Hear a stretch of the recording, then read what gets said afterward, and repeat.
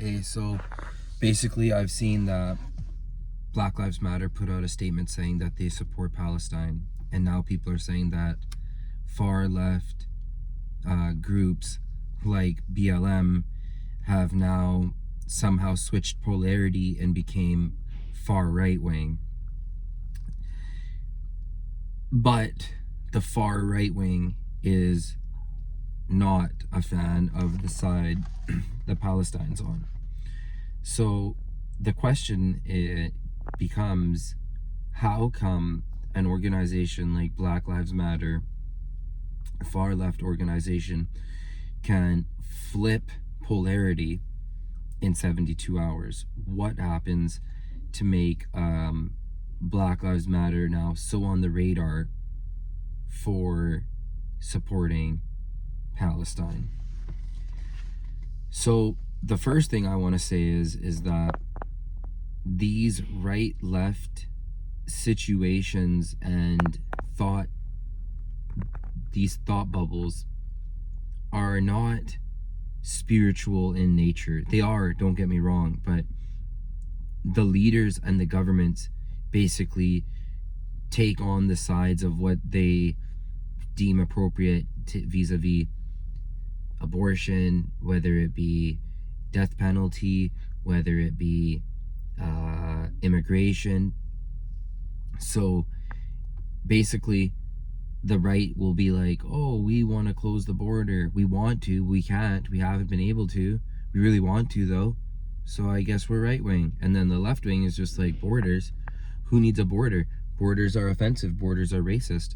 So then you're just like, well, those kind of both seem like kind of dumb arguments to me. Or the fact that there isn't security at the border is kind of dumb. So that's why people think that they're right wing, but it's not. It's just your institution has told you they're right wing, they're left wing, and while you believe that you're standing on solid footing and that you're with the team, both sides seem to going in a different direction. Whereas the left will just go way far left, the right just slowly follows along with the left wing. Now, let's talk, why would Black Lives Matter, why would they support Palestine? Well, because the main question in Black Lives Matter, and when everything is based off critical race theory, it's based off who is the oppressor. So who is the oppressor? Well, obviously we're not allowed to talk about that, and obviously we're not allowed to really speak freely. So let's just say that it would be hard pressed to be able to explain a way that where, if you look at the constricting size of Palestine, if you look at how their immigration is, if you look at their technology and their unemployment, you wouldn't be able to say that Palestine is the big bad dog on the block. It's more like a it's more open and sorry but what I want to say is that if you look at religion and not you take your cues on right and left from the government, all these things take a backbone in terms of scaffolding and what's right and what's wrong. To believe in what's right and what's wrong, you need timeless rules. Timeless rules, generally speaking, are not easily delivered by a government. Timeless rules can only be given by someone timeless like God. So when Black Lives Matter in 72 hours goes from being a far left to a far right, and you don't find that weird, the how come the people that hated Black Lives Matter for allegedly liking Black lives, to them saying that they stand with who they deem to be oppressed, that now they somehow are leaving the left wing and now they're becoming far right wing. It's confusing. But the thing is that with liberalism and this chase of freedom for everything, and liberalism as the scaffolding, in 30 years, when two people will discuss like something, like an issue, like if you're in the future, they'll be like, remember when we used to say the word boy and girl? We don't do that anymore. We're way more liberal, and we've progressed beyond those biological features. So because of the fact of how much we've progressed, we're different now. And that's the whole backbone of this, is that, oh, now we're in the future, now we're different. Liberalism will always have a new operating system as time goes on.